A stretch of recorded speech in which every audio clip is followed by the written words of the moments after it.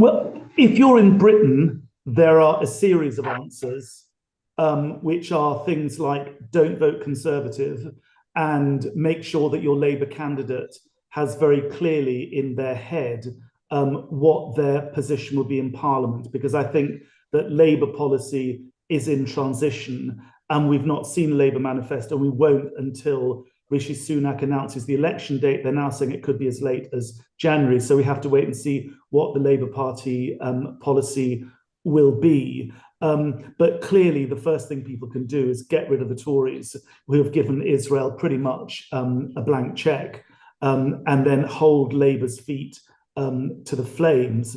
If you're outside the UK and you're in one of the member states or several of whose nationals were killed in the attack last week on the World Central Kitchen, then clearly you need to be demanding that your government make sure that there's an independent, comprehensive, and transparent investigation. And then once we've seen what that looks like, it's very clear that we have to pressure governments to move beyond just sacking a handful of individuals to looking at individual criminal responsibility. And then I think we have to push the International Criminal Court, which has an open investigation into the occupied Palestinian territory. And I think Karim Khan has said things which appear to make him seem very well intentioned, but things are very slow. He was very quick to issue arrest warrants for Putin, for example, but not for anybody else. And let us not forget, I mean, picking up on what Michael said, that lovely quote about the arc of history bending towards justice. I remember being in the Balkans during the 1990s, and we were all texting each other or emailing or whatever we did in those days saying, there are all these war criminals at large and these terrible crimes. There's a genocide going on. There's starvation and famine being used as a weapon of war. I mean, it's the sort of Gaza playbook, but in Central Europe with one or two notable differences. And then years later, Milosevic became politically dispensable.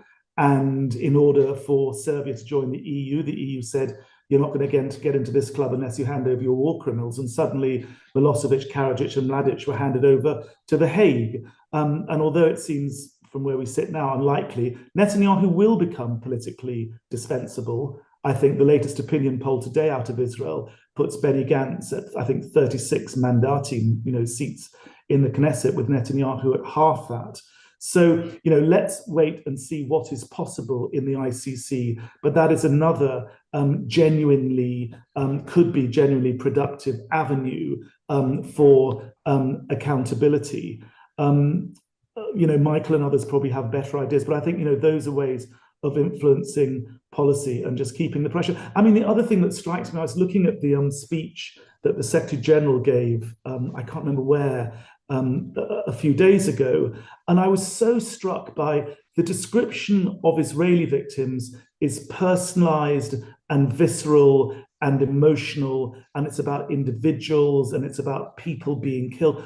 On the Palestinian side, it's partly because international journalists, people like Lise Doucette and Lindsay Hilsum and the other big networks, are banned from going in to Gaza, precisely, I think, because the Israelis know that if they allow journalists in, they will personalize this.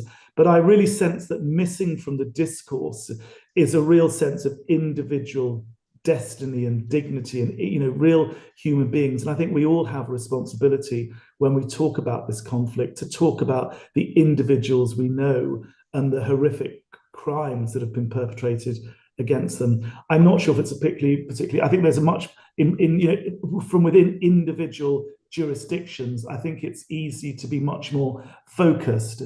And I would like to hear from in Canada, for example. I'm about to give an interview. A group of pro-Israel lawyers are filing a case against the government, declaring its refunding of UNRWA illegal. So, they're now trying to stop the government refunding UNRWA. It's actually facing down individual cases like that and making sure that the public advocacy around these different cases is sufficiently supportive of the Palestinian cause and indeed the cause of justice. And I think that's a question of really monitoring very closely all these smaller actions that are taking place across all these various jurisdictions. You know, the debate about arms sales in the Netherlands and other jurisdictions. I think these all have to be followed very closely. And certainly we in the UK are following the debate, you know, extremely closely here.